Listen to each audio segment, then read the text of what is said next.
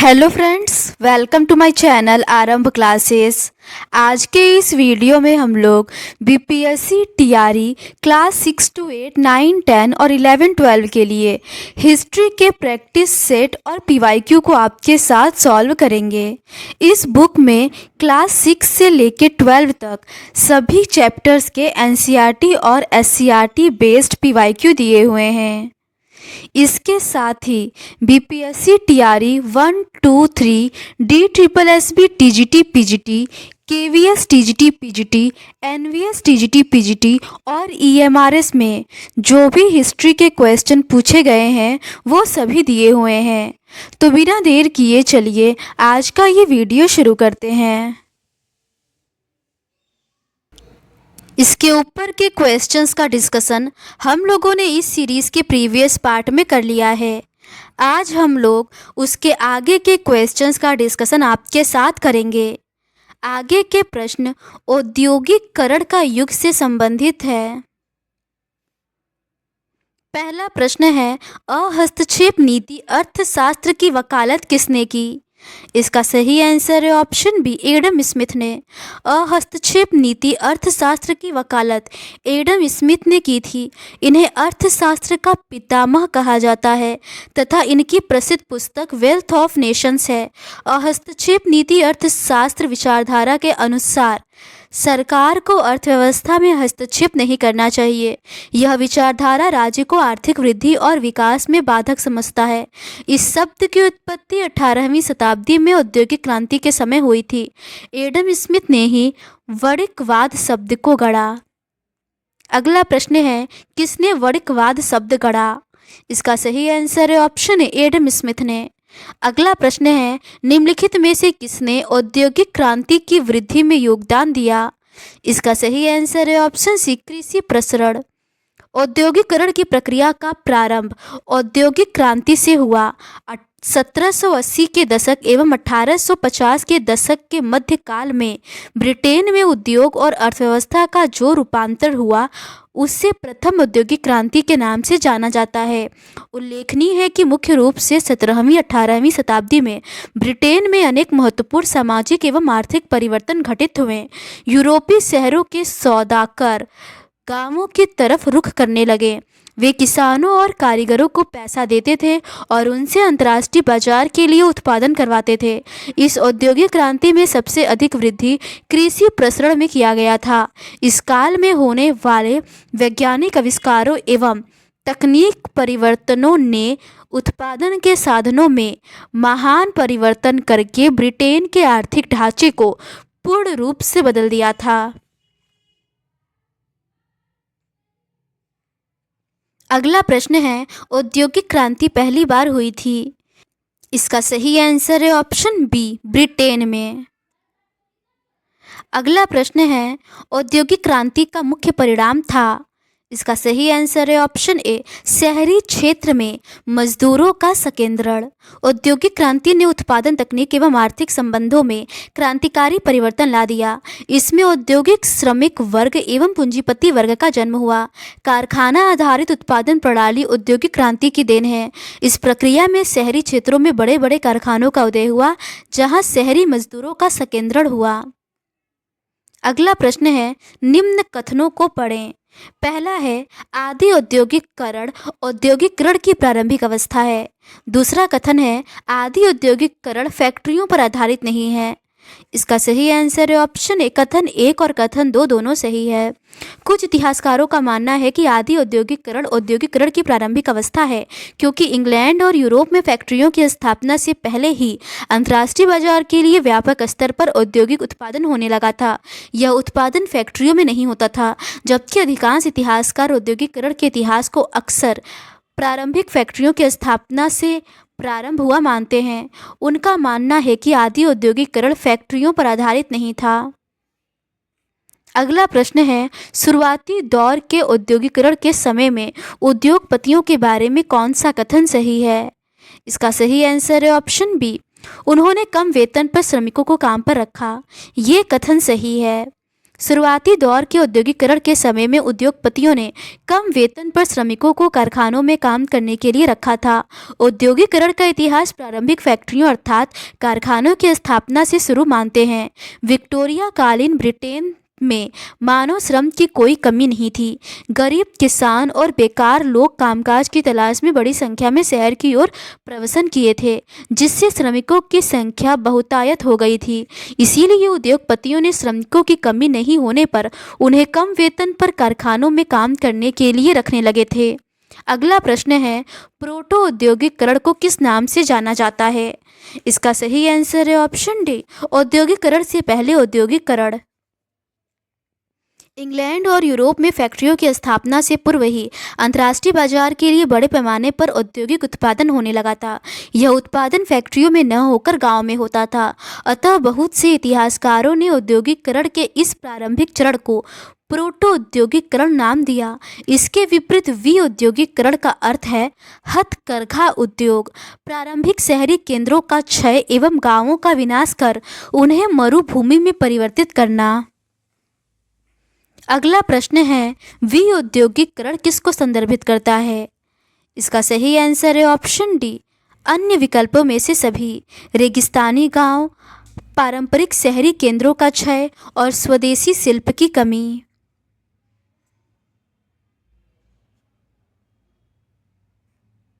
अगला प्रश्न है, निम्नलिखित में से किस लेखकों ने प्रोटो औद्योगिकरण शब्द दिया था? इसका सही आंसर है ऑप्शन ए, हंस मेडिक, पीटर क्राइडटे, जुर्गन स्क्लम्बोम। अगला प्रश्न है, भारत की औद्योगिक क्रांति के प्रवेश में आरंभ हुई। इसका सही आंसर है ऑप्शन ए, रेलवे। 19वीं शताब्दी के आरंभ तक इंग्लैंड में औद्योगिक क्रांति के कारण वाणिज्यिक पूंजी का वर्चस्व स्थापित हो गया था। इंग्लैंड को अब अधिकाधिक कच्चे माल की आवश्यकता पड़ी, जिसके परिणाम स्वरूप इंग्लैंड ने भारत से कच्चे माल को लाने के लिए रेलवे की शुरुआत की, जिससे आसानी से कच्चे माल को भारत के बंदरगाह तक ले जा सके। रेलवे की स्थापना से ही भारत में औद्योगिक क्रांति का प्रवेश आरंभ माना जाता है। अगला प्रश्न है, नीचे दिए गए कथनों को पढ़िए और उपयुक्त विकल्प चुनिए। पहला है, औपनिवेशिक शासन के फलस्वरूप भारत में रेल, पतन, जल परिवहन और डाक एवं तार जैसी अवसंरचना का विकास हुआ। दूसरा कथन है, ब्रिटिश शासन द्वारा निर्मित अवसंरचना से लोगों को बड़े पैमाने पर बेहतर भविष्य के लिए एक प्रदेश से दूसरे प्रदेश में प्रवास करने में सहायता मिली। तीसरा कथन है, नई अवसंरचना का प्रयोग ब्रिटेन एवं अन्य व्यापारिक देशों में निर्यात के लिए कृषि क्षेत्र के कच्चे माल का संग्रहण करने और थल सेना को सक्रिय करने के लिए किया गया। इसका सही आंसर है ऑप्शन बी, केवल ए और सी सही है। औपनिवेशिक शासन ने भारत में रेल, पत्तन और जल परिवहन, डाक एवं तार सेवा जैसे संचार साधनों का विकास किया, जिसका मुख्य उद्देश्य भारत के आर्थिक संसाधनों का अधिकतम दोहन करना था। औपनिवेशिक शासन द्वारा निर्मित अवसंरचनाओं एवं आर्थिक प्रणाली का परिणाम अनियोजित शहरीकरण भी था। परंपरागत हस्तशिल्पों के विनाश के कारण उत्पन्न बेरोजगारी के चलते बेरोजगार लोग नई व्यवस्था का लाभ उठाने के लिए शहरों की ओर प्रवास करने लगे। वस्तुतः ब्रिटिश शासन द्वारा निर्मित अवसंरचनाएं औपनिवेशिक हित से प्रेरित था तथा इसका मुख्य उद्देश्य भारत के कृषि उत्पाद का संग्रहण करना एवं निर्मित औद्योगिक उत्पादों को भारतीय बाजारों में बांटना था। इस प्रक्रिया ने भारत में विऔद्योगिकरण को जन्म दिया।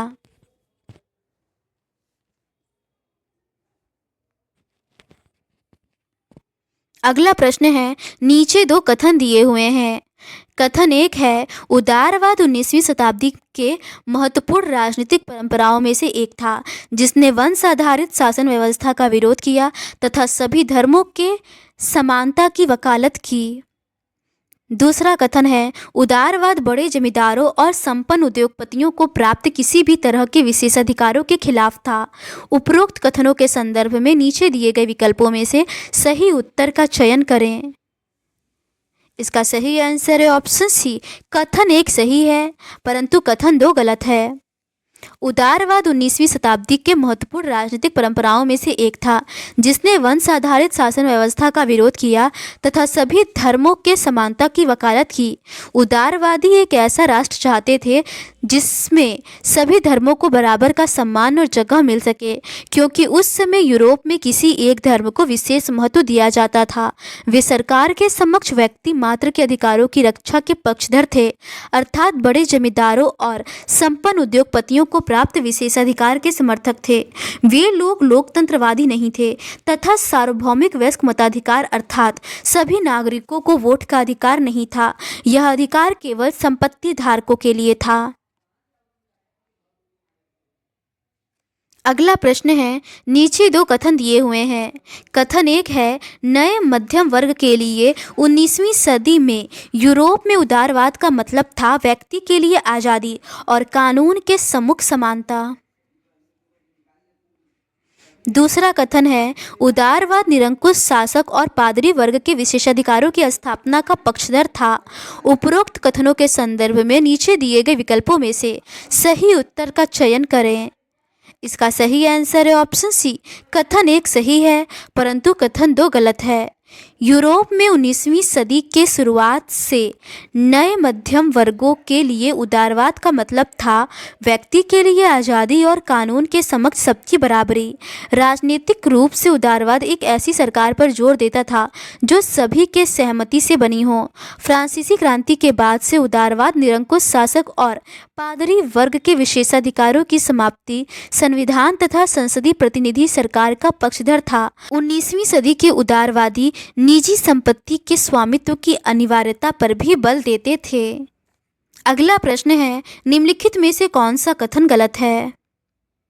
इसका सही आंसर है ऑप्शन ए, उपरोक्त में से कोई नहीं। 1810 के दशक से पहले ब्रिटेन में कच्चे माल के तौर पर आयात की जाने वाली समस्त कपास का 3/4 भाग अमेरिका से आता था। 1857 में ब्रिटेन में कपास आपूर्ति संघ की स्थापना की गई थी और 1859 में मैनचेस्टर कॉटन कंपनी बनाई गई थी। इन कंपनियों का उद्देश्य दुनिया के हर भाग में कपास के उत्पादन को प्रोत्साहित करना था, जिससे उनकी कंपनी का विकास हो सके। संयोगवश इसी दौरान अमेरिका में गृह युद्ध के कारण कपास के व्यापार में संकट उत्पन्न हो गया, तो ब्रिटिश कंपनियों को कपास उत्पादन में बढ़ोतरी के लिए भारत में अवसर प्राप्त हो गया था। 1862 तक यह स्थिति हो गई कि ब्रिटेन में जितना भी कपास का आयात होता था उसका 90% अकेले भारत से जाता था। बीपीएससी ने इसका सही आंसर ऑप्शन डी, उपर्युक्त में से एक से अधिक को माना है।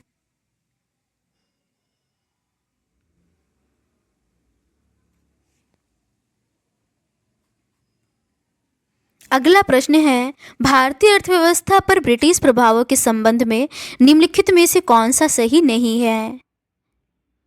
इसका सही आंसर है ऑप्शन डी। 19वीं शताब्दी की औपनिवेशिक नीति ने भारतीय स्वामित्व वाली और भारत आधारित उद्यमों को सुरक्षा प्रदान की थी। ये सही नहीं है। 19वीं सदी की ब्रिटिश औपनिवेशिक नीति ने भारतीय स्वामित्व वाली कंपनियों को किसी भी प्रकार से सुरक्षा नहीं प्रदान की थी। जैसे जैसे भारतीय व्यापार पर औपनिवेशिक शिकंजा कसता गया, वैसे वैसे भारतीय व्यवसायियों के लिए जगह सिकुड़ती गई। उन्हें अपना तैयार माल यूरोप में बेचने से रोक दिया जाता था। अब वे मुख्य रूप से कच्चे माल, अनाज, कच्चे कपास, अफीम, गेहूं और नील का ही निर्यात कर सकते थे। अगला प्रश्न है, कपास से धागे का उत्पादन करने वाला पहला यूरोपीय भाप संचालित कारखाना कहाँ पर स्थापित किया गया था? इसका सही आंसर है ऑप्शन ए, 1817 या 1818 में कलकत्ता के निकट। कपास के धागे का उत्पादन करने वाला पहला यूरोपीय भाप संचालित कारखाना 1817 से 1818 में कलकत्ता में स्थापित किया गया था। यह कारखाना कलकत्ता में फोर्ट ग्लास्टर मिल के नाम से जाना जाता है। इसमें सालाना लगभग 7 लाख पाउंड धागे की कताई की जाती थी। भारतीय सूती वस्त्र उद्योग का वास्तविक विकास 1851 में बॉम्बे स्पिनिंग एंड वीविंग मिल की स्थापना के साथ शुरू हुआ। अगला प्रश्न है, निम्नलिखित में से किस वर्ष में मैनचेस्टर कॉटन कंपनी का गठन किया गया था? इसका सही आंसर है ऑप्शन ए 1859 में।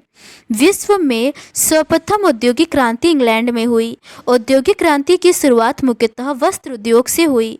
औद्योगिक क्रांति की पृष्ठभूमि में वस्त्र उद्योग संबंधी मशीनों का आविष्कार ही सबसे महत्वपूर्ण है। 1833 ईस्वी में फ्लाइंग शटल जॉन ने कपड़े बुनने की मशीन का आविष्कार किया तो 1769 ईस्वी में आर्कराइट ने वाटर फ्रेम नामक सूत काटने वाला यंत्र बनाया। आगे चलकर कॉर्टराइट ने वाष्प चालित करघों का आविष्कार किया। इन आविष्कारों के परिणाम स्वरूप कारखाना आधारित उत्पादन आरंभ हुआ, जिन्हें समग्रता में औद्योगिक क्रांति कहा जाता है। इंग्लैंड में वस्त्र उद्योग का प्रमुख केंद्र मैनचेस्टर था। वहां 1859 ईस्वी में मैनचेस्टर कॉटन कंपनी की स्थापना हुई। अगला प्रश्न है 1772 में कंपनी का वह कौन सा अधिकारी था जिसने यह कहने का साहस किया कि भारतीय वस्त्रों की मांग कभी कम नहीं होगी, हो सकती है क्योंकि कोई अन्य राष्ट्र समान गुणवत्ता के सामान का उत्पादन नहीं करता है। इसका सही आंसर है ऑप्शन डी हेनरी पेटुलो। 1772 ईस्वी में ब्रिटिश कंपनी के एक अधिकारी हेनरी पेटुलो ने कहा था कि भारतीय वस्त्रों की मांग कभी कम नहीं की जा सकती है क्योंकि कोई अन्य देश समान गुणवत्ता के सामान का उत्पादन नहीं करते। भारतीय वस्त्रों की मांग यूरोपीय देशों में काफ़ी अधिक थी। यही कारण है कि 19वीं सदी में यूरोपीय देशों ने भारतीय वस्त्रों पर काफ़ी ऊंचे आयात कर लगाए थे। अगला प्रश्न है 20वीं सदी में किस प्रमुख समुदाय को औद्योगिक कामगारों में परिवर्तित किया गया था? इसका सही आंसर है ऑप्शन डी किसान और कारीगर को। 20वीं सदी में किसान और कारीगर को औद्योगिक कामगारों में परिवर्तित किया गया था। 19वीं सदी के उत्तरार्ध में भारत में आधुनिक उद्योगों का तेजी से विकास हुआ, जिसमें रेलवे, कोयला खनन, चाय बागान, कपड़ा, लोहा और इस्पात आदि उद्योग प्रमुखता से उभर रहे थे। भारत में 1854 में बम्बई में प्रथम कपड़ा मिल स्थापित हुआ। इसी प्रकार कानपुर, अहमदाबाद तथा मद्रास आदि स्थानों पर औद्योगिक केंद्र के रूप में विकास हुआ। 20वीं सदी तक इन औद्योगिक केंद्रों में मजदूरों की संख्या तेजी से बढ़ी। जहां 1901 में भारतीय फैक्ट्रियों में 5,84,000 मजदूर काम करते थे, वहीं 1946 तक इनकी संख्या बढ़कर 24,36,000 हो चुकी थी। ये सभी मजदूर किसान और कारीगर थे जो गांवों में काम न मिलने के कारण औद्योगिक कारखानों में काम करने लगे थे। अगला प्रश्न है 1917 में कलकत्ता में प्रथम भारतीय जूट मिल की स्थापना किसने की थी? इसका सही आंसर है ऑप्शन ए सेठ हुकुमचंद ने। सेठ हुकुमचंद एक मारवाड़ी व्यवसायी थे जिन्होंने कलकत्ता में पहली भारतीय जूट मिल की स्थापना 1917 में की थी। इस मिल से चीन के साथ व्यापार किया जाता था।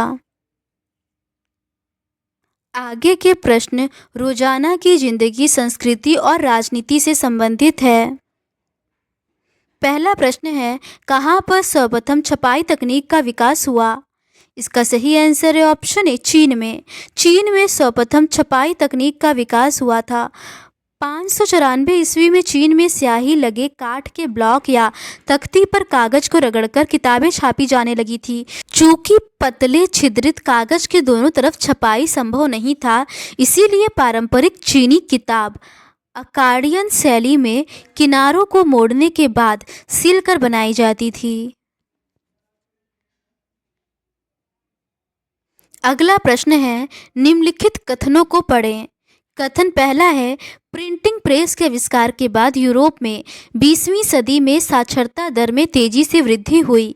दूसरा कथन है प्रिंटिंग प्रेस के आविष्कार के बाद श्रोता और पाठक वर्ग एक दूसरे से घुल मिल गए। इसका सही आंसर है ऑप्शन डी कथन एक गलत है लेकिन कथन दो सही है। गुटेनबर्ग ने अपने ज्ञान और अनुभव का इस्तेमाल अपने नए आविष्कार में किया। जैतून प्रेस ही प्रिंटिंग प्रेस का मॉडल बना। गुटेनबर्ग ने 1448 तक अपना यंत्र बना लिया था। उसने सबसे पहले बाइबिल की किताब छापी। इसकी 180 प्रतियां बनाने में उसे लगभग 3 साल लगे, जो उस समय के हिसाब से काफ़ी तेज़ था। प्रिंटिंग प्रेस के आविष्कार के बाद किताबें समाज के व्यापक लोगों तक पहुंच सकती थी, लेकिन यह काल यूरोप के लिए संक्रमण का काल था, क्योंकि किताबें सिर्फ साक्षर ही पढ़ सकते थे। यूरोप के अधिकांश देशों में 20वीं सदी तक साक्षरता की दर सीमित थी।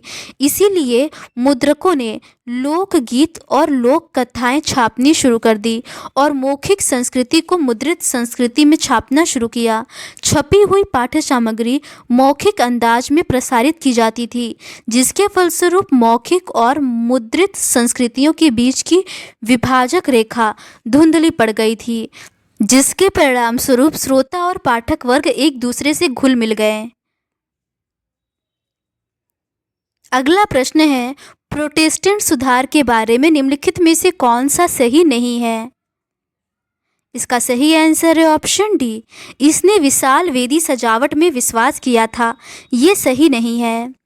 प्रोटेस्टेंट धर्म सुधार 16वीं सदी में प्रारंभ हुए यूरोपीय रोमन कैथोलिक चर्च में सुधार का आंदोलन था।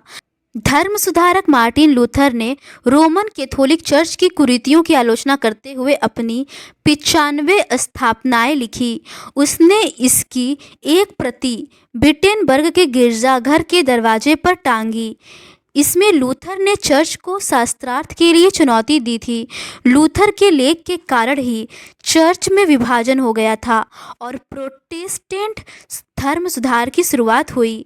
प्रोटेस्टेंट सुधार के अंतर्गत भगवान के साथ प्रत्यक्ष और व्यक्तिगत सहभागिता में विश्वास था तथा बिशप और कार्डिनल के भ्रष्टाचार का विरोध किया गया। प्रोटेस्टेंट लोग कैथोलिक चर्च के वैभव और आडंबर के साथ बटे हुए थे, किंतु वे विशाल वेदी सजावट में विश्वास नहीं करते थे। अगला प्रश्न है, 1868 में किस बंगाली महिला ने अपनी आत्मकथा अमार जीवन लिखी? इसका सही आंसर है ऑप्शन बी, रस सुंदरी देवी। रस सुंदरी देवी, जो एक बंगाली महिला थी, ने अपनी आत्मकथा अमार जीवन लिखी थी। इसका प्रकाशन 1876 ईस्वी में हुआ था। यह किसी भारतीय महिला द्वारा बंगाली भाषा में लिखी गई पहली आत्मकथा थी। यह आत्मकथा बंगाल में काफ़ी पसंद किया गया था, जिसे लोग बड़े चाव से पढ़ते थे। अगला प्रश्न है, 1878 में द हिंदू अखबार की स्थापना किसने की, जो भारतीय राष्ट्रीय आंदोलन के दौरान जनमत को आकार देने में प्रभावशाली रहा? इसका सही आंसर है ऑप्शन ए, जी सुब्रमण्यम अय्यर। 1878 में जी सुब्रमण्यम अय्यर ने द हिंदू समाचार पत्र की स्थापना की तथा 1889 में इसे दैनिक समाचार पत्र बना दिया। वित्तीय स्थिति सही न होने के कारण 1898 में वे द हिंदू से अलग हो गए। इस समाचार पत्र ने भारतीय राष्ट्रीय आंदोलन के दौरान जनमत को एक निश्चित दिशा प्रदान की। अगला प्रश्न है, किसने भारत में आधुनिक छपाई तकनीक प्रारंभ की? इसका सही आंसर है ऑप्शन सी, पुर्तगालियों ने। पुर्तगालियों ने सबसे पहले भारत में आधुनिक छपाई तकनीक प्रारंभ की थी। प्रिंटिंग प्रेस सबसे पहले 16वीं सदी में भारत के गोवा में पुर्तगाली धर्म प्रचारकों के साथ आया। जेसुइट पुजारियों ने कोंकणी और कन्नड़ भाषाओं में लगभग 50 किताबें छापी। अंग्रेजी भाषा प्रेस भारत में काफ़ी देर तक विकास नहीं कर पाया था। 18वीं सदी में जेम्स ऑगस्टस हिक्की ने 1780 में बंगाल गजट नामक एक साप्ताहिक पत्रिका का संपादन शुरू किया था। अगला प्रश्न है, भारत में सर्वप्रथम छापाखाना किस वर्ष तथा किसके द्वारा स्थापित किया गया? इसका सही आंसर है ऑप्शन ए, 1557 में पुर्तगालियों द्वारा। प्रिंटिंग प्रेस पहले पहल 16वीं सदी में भारत के गोवा में पुर्तगाली धर्म प्रचारकों के साथ आया था। पुर्तगालियों द्वारा प्रथम छापाखाना 1557 ईस्वी में स्थापित किया गया। गोवा में जेसुइट पुजारियों ने कोंकणी सीखी और कई सारी पुस्तकें छापी।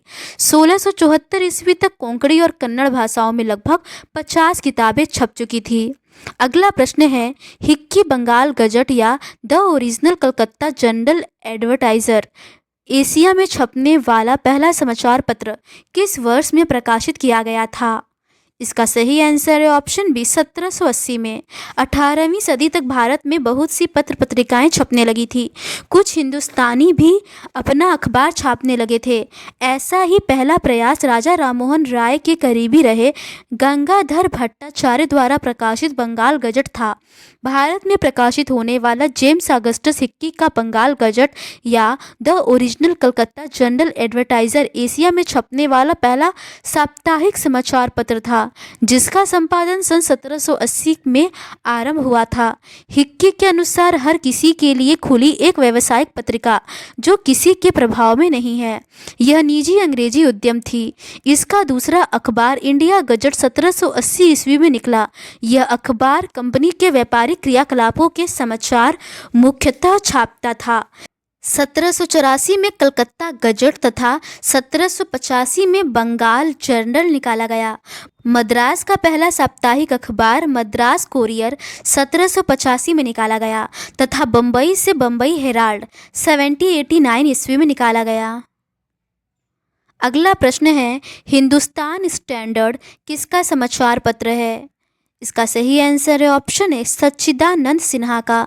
भारत के प्रमुख समाचार पत्र एवं उनके संस्थापक। हिंदुस्तान स्टैंडर्ड सच्चिदानंद सिन्हा का है। द इंडिपेंडेंट मोतीलाल नेहरू का है। Hindustan times KM. पडिक्कर का है। नेशनल हेराल्ड जवाहरलाल नेहरू का है और उद्दंड मार्तंड जुगल किशोर का है। तो आज के इस वीडियो में बस इतना ही। समय की शुरुआत से संबंधित क्वेश्चंस का डिस्कशन हम लोग इस सीरीज़ के नेक्स्ट पार्ट में करेंगे।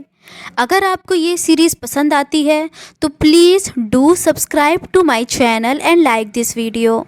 Thank you.